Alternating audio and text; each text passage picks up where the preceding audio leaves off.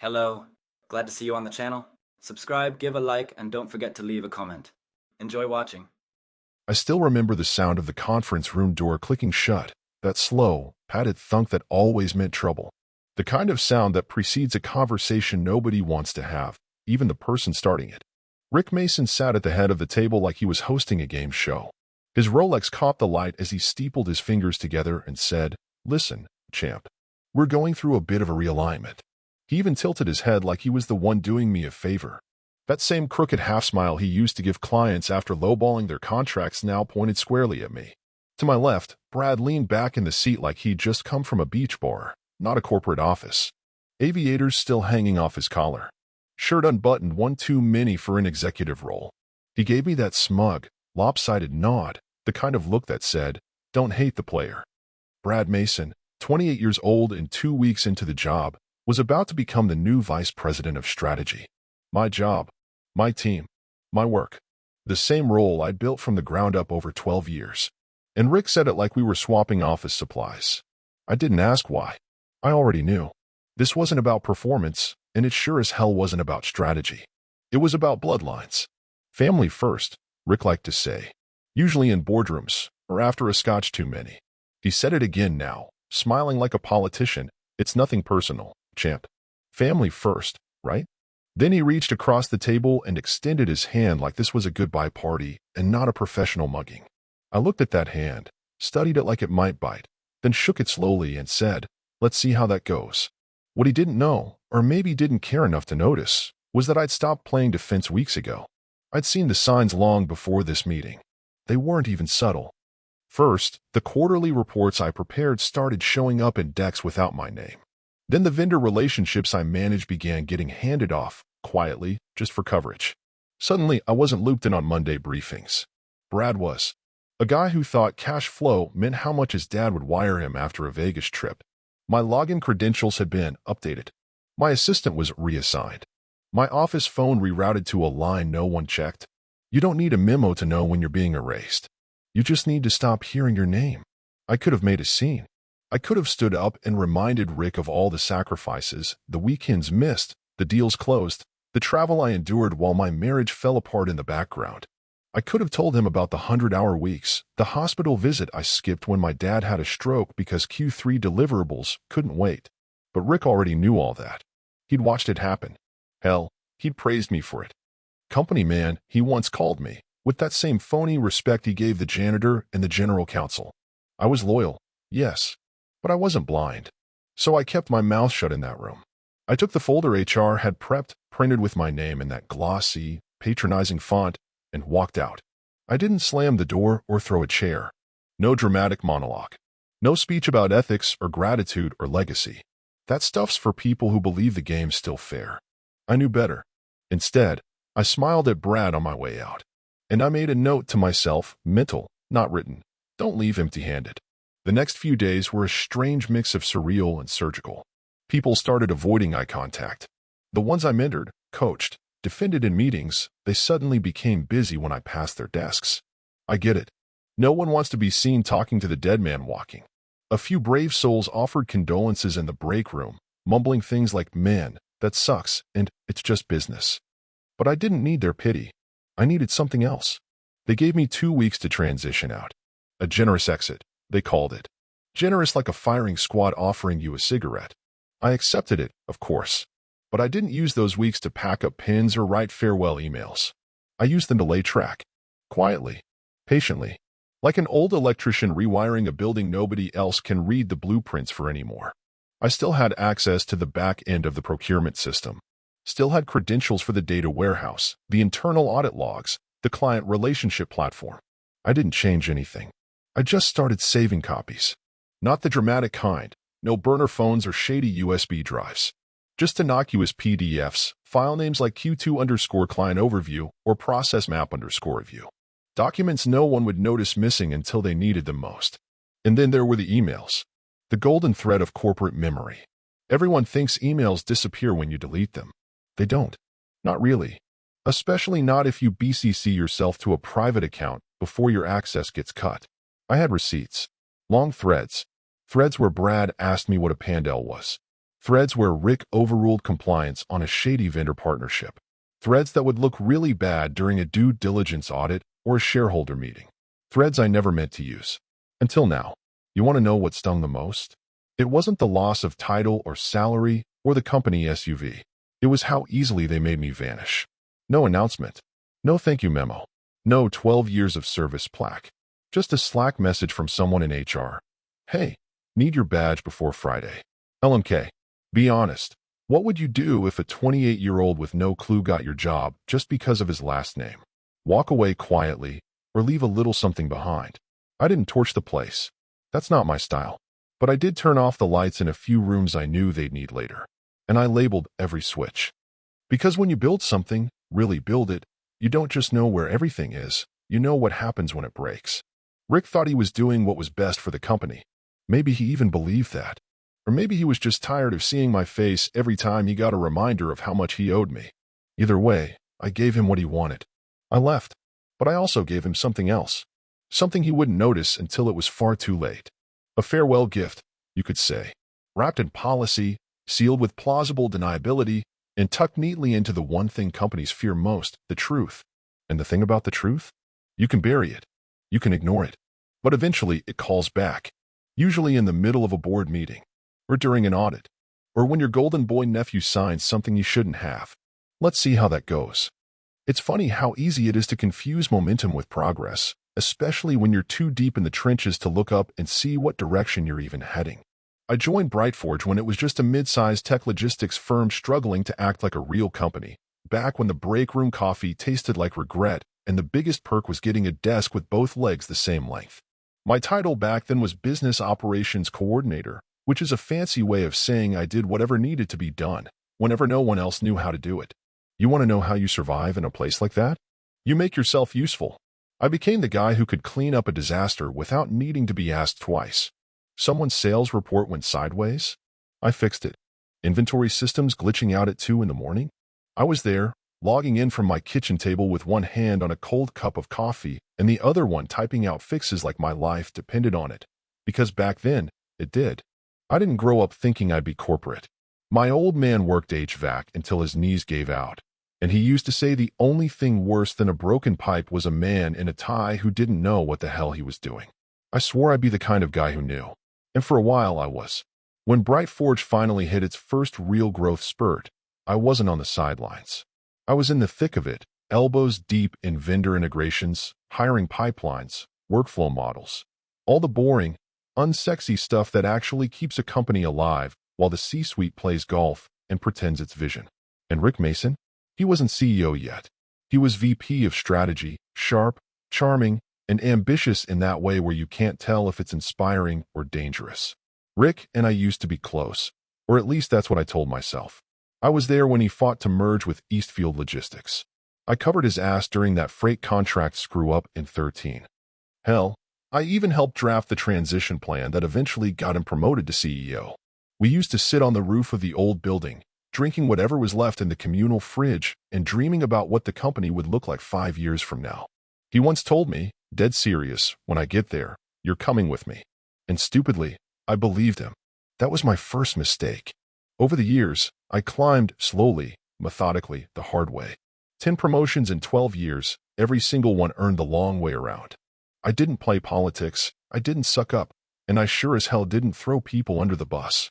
That kind of integrity used to matter. But somewhere along the way, the rules changed. And I didn't notice because I was too damn busy working. The cracks started showing after the IPO.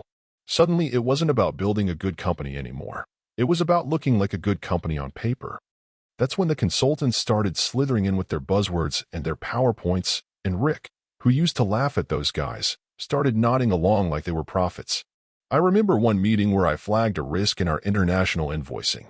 Rick cut me off with a smile and said, "That's an old-school way of thinking, pal. We've got tech for that now."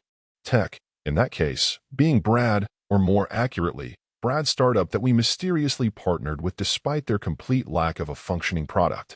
Brad, don't even get me started. The kid had the charisma of a YouTube vlogger and the work ethic of a couch cushion. He wore hoodies to board calls and pitched ideas that sounded like they were generated by a buzzword generator after 3 beers.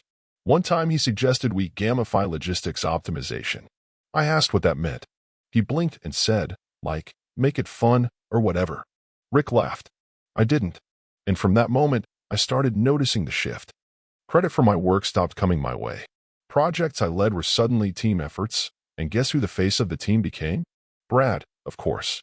I'd prep the data, lay out the plans, build the deck, and then watch Brad stumble through presenting it like a half-drunk TED Talk, while Rick beamed like a proud uncle. One quarter, I caught them copy-pasting my exact framework for the regional restructuring plan, word for word, into Brad's vision document. I confronted Rick about it. He shrugged and said, that's just how we're playing the game now.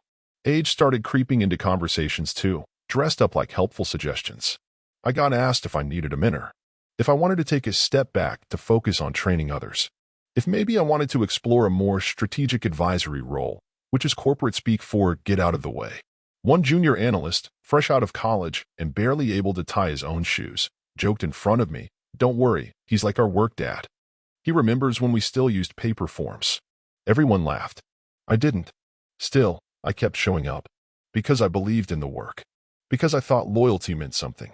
Because I figured eventually someone would notice that Brad couldn't open a spreadsheet without crashing his laptop, or that Rick had stopped listening to anyone who wasn't part of his holiday card list. And then came the day I missed my daughter's graduation. It was supposed to be a quick call, just one quarterly update, just one slide deck Rick needed someone to vet before the board. I told myself it was important, that if I skipped this, someone else would screw it up and I'd spend twice as long fixing it. I watched her walk across the stage on a grainy live stream from my phone in the conference room, while Rick high-fived Brad for a budget proposal I wrote. 2 weeks later, Brad missed a board meeting. Flat out forgot it. Thought it was Thursday, he said, smirking like it was adorable. Rick laughed again. I didn't. But I did start planning. Because there's a special kind of pain that comes from realizing the people you sacrificed for never saw you as anything but convenient. And once that realization lands, once the fog clears, the next step becomes painfully obvious. You stop being convenient. You become dangerous. And that's when the story really begins. There's something oddly liberating about knowing the people who tossed you out the door assume you'll just disappear without a sound, like some outdated piece of office furniture they rolled into storage and forgot about. Most folks, after getting blindsided with a realignment speech and a condescending severance package, do exactly what the company expects. They retreat. They lick their wounds. They maybe post a vague LinkedIn message about new beginnings or excited for what's next. But me? I spent my final 30 days treating that building like a museum exhibit curated by a man with a long memory and nothing left to lose. I didn't touch a single box. Didn't take home the framed certificate from the sales summit in Austin. Didn't dump out the drawer of branded mugs and giveaway pens I'd collected over a decade. That crap wasn't worth space in my trunk. What was worth something priceless, actually, was access. Unfiltered, unrevoked, underestimated access. And the worst part for them was that they handed it to me with a smile. From the moment Rick shook my hand and said, let's make this a smooth transition, I knew exactly how this was going to go. Smooth for me didn't mean quiet. It meant methodical. I knew every system Brightforge ran, every piece of internal software duct taped to another like some Frankenstein workflow nobody outside of IT could truly explain. And more importantly, I knew where the gaps were, the oversights, the soft spots, the corners they cut because it was easier, faster, or just temporary. That's the curse of being the guy who builds the foundation. You know exactly which beam to pull when you're ready to watch the house wobble. I started small and quiet. Audit trails, approval logs, vendor lists. Not the kind of stuff that catches attention, but the kind of details that, under the right light, reveal everything that's been swept under the rug. I wasn't looking to destroy anything, not yet, anyway. I was documenting. Creating a record that was too boring to trigger alarms, but too damning to ignore if it ever surfaced. Every time I saw Brad greenlight something he didn't understand, which was often, I saved it. A private folder started growing on my personal drive, filled with innocent names like onboarding checklist or vendor review Q4. Inside, breadcrumbs. Every one of them pointing somewhere dangerous. Some of the files were just screenshots of emails, carefully trimmed and annotated with digital sticky notes. Others were exported reports showing discrepancies, nothing explosive, not yet, just enough to show negligence. But the real art was in how I layered it all. Like a forensic accountant planning a very quiet funeral, I made sure every file led to another, just enough to make someone curious, then horrified. One folder in particular, I labeled it for the nephew, was my favorite piece of the collection. It looked like a helpful onboarding guide, links to documents, cheat sheets, suggested reading. But every file inside was a perfectly crafted landmine. One showed a recurring payment to a supplier who hadn't delivered a product in over 2 years. Another linked to a project archive where contract milestones had never been fulfilled, all signed off with Brad's initials. Not forged. Not edited. Just saved. Because sometimes the best revenge is simply letting the truth stand on its own long enough to rot in the sun. Meanwhile, HR was doing their best to keep me smiling on the way out. They handed me a generic NDA like it was a party favor. Standard verbiage, nothing sinister on the surface. I signed it with the kind of calm that makes lawyers nervous. Because what they didn't know, what they couldn't possibly track, was how many of their own words I'd already copied, exported, encrypted, and uploaded to 3 separate cloud accounts under aliases tied to a book club that hadn't met in 5 years. Overkill? Maybe. But after watching Brad get handed my office for being Rick's blood relative and not much else, I wasn't interested in second chances. And then there was the invoice. The one document I hadn't expected to find, but somehow always knew was out there. Tucked deep inside the vendor reconciliation reports, it was a routine-looking charge from 6 years ago, a mid-level contractor hired to consult on a restructuring project that never happened. The numbers didn't jump out at first, but the contact information listed was an LLC tied to Rick's brother-in-law. Dig deeper and you find payment approvals that bypassed procurement, flagged once by internal audit, then dismissed. On paper, it was just another budget line item. But with context, with threads connecting back to Rick's rise to CEO, it became something else entirely. Leverage. That invoice was the heartbeat of the entire side deal, a quiet payoff masked as consulting fees, slipped through the books when no one was watching. I remembered the year it happened. I'd just been promoted to director of strategy and was buried in transition meetings. Rick had asked me to leave the vendor approvals to him this round, said he was testing a new pipeline.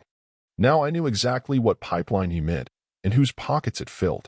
I didn't copy the invoice. I didn't need to. I simply wrote a detailed summary, linked to the exact file path on the internal server, and added it to the for the nephew folder. Because eventually, someone, a compliance officer, a lawyer, maybe even a shareholder, would get curious. And when they did, I wanted to make sure they had a trail to follow that even Brad couldn't screw up. In my final week, IT finally tried to restrict some of my access. A polite email arrived saying they were streamlining system permissions. I replied, thanked them, and wished them luck. I'd already taken what I needed. My final report, the one I handed to HR on my last day, was 20 pages of polite nonsense. Project recaps, future recommendations, key contact lists. But buried in the appendix, in small, unassuming font, was a phrase I knew would haunt them. See supplemental documentation, archive red_transition_notes.pdf. That file didn't exist on the company drive. It existed elsewhere. And it had everything. They thought I'd go quietly. They thought I'd fade out like some tired old veteran who finally realized the game had passed him by. But I didn't fade. I ghosted, not like a coward, but like a haunting. A presence you don't see until the lights start flickering and the floorboards creak. And Rick? He's still smiling in the annual reports. Still shaking hands with board members. Still tossing Brad into meetings with that same fake confidence he used to hand out to me. But I wonder if he sleeps well. I wonder if he feels the cold breath of unfinished business following him down the hall. Because when you toss away the man who built the house, you'd better be damn sure he didn't take the blueprints with him. Spoiler alert, I did. It was exactly 16 days after my final walk through those glass doors that my phone lit up with a number I recognized but hadn't saved. Not because I didn't care, but because when you're prepping for revenge, you learn to stop giving people easy labels. The voice on the other end belonged to Jenna from compliance, sharp, quiet, usually indifferent, the kind of person who could spot a bad invoice with one eye closed and a migraine brewing. She didn't waste time with pleasantries. She just said, barely above a whisper, "You left something, didn't you?" I didn't confirm or deny it. I didn't need to. Because when someone uses that tone, half scared, half impressed, you know the avalanche has started, and they've just realized it's headed straight for their campfire. I kept my voice casual, polite even. Told her I hoped she was doing well. She chuckled once, dry and nervous, and then hung up without another word. That was the first official signal that the traps I left behind weren't just artifacts anymore. They were active. It all started with one supplier, a simple, stupid error that anyone could have caught if they'd taken 10 seconds to actually read what they were signing. But of course, Brad didn't.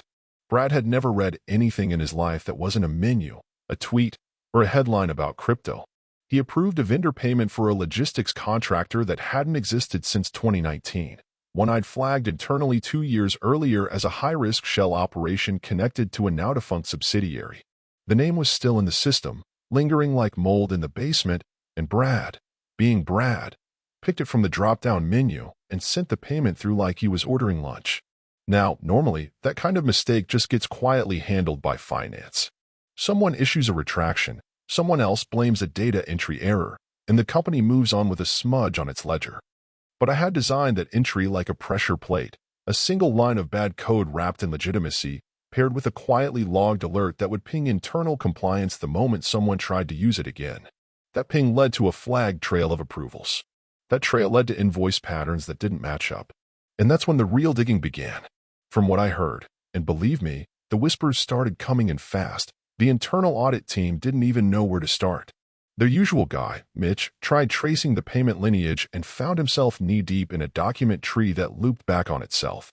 Half of the files referenced no longer accessible SharePoint archives. Others included naming conventions they didn't recognize, filled with metadata that led to, well, me. Or at least the versions of me I had left behind. Pseudonyms, archived profiles, redirected folders, nothing illegal, nothing traceable to a single action, just enough confusion to make every breadcrumb feel like a minefield. By the end of that week, compliance had pulled an outside counsel. Not because they knew something criminal had happened, but because they couldn't be sure it hadn't. Brad, meanwhile, was sweating bullets in executive Zooms. I wasn't there, obviously, but 2 former colleagues sent me messages saying he looked like he was trying to hold in a scream. One even said he muted himself and started yelling at someone off camera before turning a lovely shade of purple and logging off mid-sentence. It might have been sad if it wasn't so damn satisfying. Rick, of course, tried to spin it as a procedural glitch. Told the board it was a byproduct of legacy workflows and under-resourced transitions. He was still smiling, still shaking hands, still trying to perform leadership like it was a role in a school play. But here's the thing. You can't keep blaming Ghost when the only guy who understood the wiring diagram isn't in the building anymore. And that's what really started to scare them. They tried calling me, officially, through HR. Just a routine exit survey, they said. I declined. They sent a friendly follow-up through legal asking if I'd be open to consulting short-term on documentation continuity. I ignored it. Then came the indirect messages, former teammates who suddenly wanted to grab coffee, just to catch up. I played dumb. Asked about their families. Wished them well. Meanwhile, my LinkedIn inbox started filling up. Some were polite inquiries, hey, just wondering what really went down. Others were less subtle. Did you leave because of the Brad thing? A few were from recruiters, clearly smelling blood in the water, asking if I was ready to explore new opportunities, now that Brightforge seemed to be going through some changes. I replied to only one of them, an old contact who always shot straight, and I said, simply, I left a detailed departure report. They just never read it. And that's the truth. Everything they needed to prevent this mess was right there. I didn't hack anything. I didn't steal or alter a single line of data. I just curated it, like a librarian assembling a reading list for a very dark book club. The report they filed in my exit folder was 20 pages long, filled with summaries, transition outlines, and a reference to supplemental material nobody bothered to open. Because nobody ever expects the quiet guy to write the epilogue. By the time the board got wind of the chaos, things were already past the point of easy repair. The payment trail had crossed fiscal years. The auditors had questions the executives couldn't answer.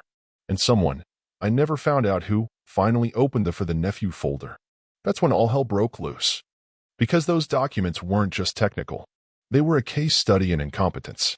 Every one of Brad's decisions traced, explained, and highlighted, not with malice, but with cold, surgical clarity. That was when Rick stopped smiling. The board demanded an internal review. Brad was quietly relieved of operational responsibilities, though no official announcement was made. Instead, his calendar just stopped syncing. His Slack status turned to away and never came back. The company tried to spin it as a systems issue. But everyone knew what that meant. I kept my distance. I didn't gloat. I didn't leak a thing.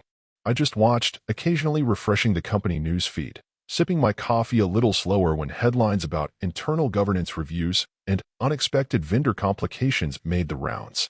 And you know the funny part? The system I flagged, the one Brad tripped, that wasn't even the worst of it. That was just the appetizer. The main course was still simmering, waiting to boil. Because sometimes revenge isn't a grand gesture or a big explosion. Sometimes it's a quiet document buried 3 folders deep, waiting for the right idiot to click approve. And when they do, the house doesn't just shake. It starts to crack. There's a particular silence that settles over a company when the smiling guy in the corner office suddenly vanishes without so much as a farewell email, not the kind of absence that comes from a scheduled vacation or a late meeting, but the kind that creeps in without warning and leaves behind a vacuum no one wants to talk about. That's the kind of silence that rolled over Brightforge the week Rick Mason was put on administrative leave, wrapped in the kind of vague language that says everything and nothing at once. Pending internal investigation, the press release said, which is corporate for we're stalling while the lawyers figure out how deep the rot goes. Brad, on the other hand, didn't even get a press release. One day he was listed as Vice President of Strategy, and the next, his name was gone, scrubbed from the internal directory, wiped from the org chart, and quietly replaced with a placeholder that read, "Role under transition." That's what they call it when your last name can't protect you anymore and the mess you've made finally costs someone else too much money. Word spread fast, not because they announced it, but because people notice when the office golden boy suddenly stops clogging the espresso machine or scheduling pointless brainstorm sessions about blockchain-enhanced freight logistics. The whispers started soon after. First, it was just employees speculating, sharing theories in private Slack channels and over late-night drinks. Then it turned into murmurs about the SEC, about compliance flags that reached federal thresholds, about whistleblower protocols being quietly activated. Apparently, someone on the board had pushed to involve external auditors, not because they wanted justice, but because their own names were close enough to the mess that plausible deniability became a priority. And when those auditors started pulling on threads, they found the one I had intentionally left just visible enough to be tempting. The flagged vendor contract from 6 years ago. That one contract, the one buried in procurement archives and never fully reconciled, turned out to be a landmine. The LLC listed as the recipient of a series of consulting payments was, after some light digging, directly tied to a holding company co-owned by Rick's brother-in-law, a detail I knew about but never stated outright. Because I didn't have to. All I did was point the light in the right direction and let the bloodhounds do the rest. What they uncovered was worse than I had expected. Not just financial conflict of interest, but evidence of Rick personally approving extensions to that vendor relationship well after the value had dried up. All while Brad continued issuing payments from a discretionary budget he had no business managing. The board panicked, of course. Investors pulled out in waves, not because they knew the full story, but because the market hates uncertainty more than anything else. One anonymous tip to a financial journalist was all it took to spark a piece titled, "Brightforge Faces Internal Ethics Storm," and that was the moment the ship really started sinking. The stock dipped. Then it plunged. And then, almost poetically, a smaller competitor, led by a man I used to share Friday lunches with, back when we were both still mid-level managers dreaming of being heard, made a buyout offer. A low one. And Brightforge, bleeding capital and drowning in legal bills, accepted. They wrapped the acquisition in flowery language, called it a strategic merger built on shared values. But anyone paying attention knew the truth. Brightforge was gutted, then sold for scraps. The name stayed, technically, but everything that mattered, the leadership, the culture, the illusion of stability was gone. Rick's smiling face? Deleted from the website. Brad's legacy? A cautionary tale passed down in closed-door management briefings under the banner of nepotism gone wrong. And me? I stayed quiet. I never leaked anything. Never went to the press. Never even hinted publicly that I had a hand in what happened. I honored the NDA I signed, at least technically, because I never shared proprietary data or confidential communications. I simply let the documentation I left behind do its work, slowly, methodically, without theatrics.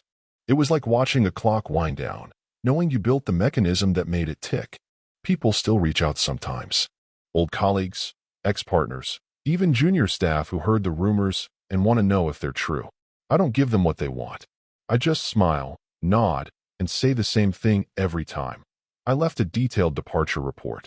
Guess someone finally read it. Was it worth it? That's the question I ask myself more often than I care to admit. I didn't get a payout. I didn't win the lottery or get a book deal or ride off into the sunset. I just got peace, the quiet kind, the kind that creeps in slowly when you realize you don't owe anyone anything anymore. No more late-night calls. No more fake smiles and morning meetings. No more watching someone else stumble through work you bled for. But there's also an ache, a kind of dull hollowness that comes from knowing I spent 12 years building something that ultimately wasn't built to last. Not because the foundation was weak, but because the people at the top didn't care whether it stood or not. Maybe that's the most bitter pill of all. Not the betrayal, not the erasure, not even the fake smiles, but the realization that loyalty, real loyalty, only matters to people who return it. Do I feel proud? Sometimes. Petty? Often. Vindicated? Absolutely. But mostly I just feel done. Done with pretending the game is fair. Done with pretending that hard work speaks louder than connections. Done with thinking family first means anything other than protecting your own, even if it means throwing someone else's legacy into the shredder. Next time someone grins and says family first, I'll smile right back and make damn sure I'm not the one getting adopted last. Because I've seen what happens to the ones who believe too long. I've seen how the story ends when you trust the wrong hands to hold what you've built. And I've written my own ending quietly, sharply, completely. And that's the thing about ghosts. You don't see them coming. But once they've been invited in, you never quite get rid of them.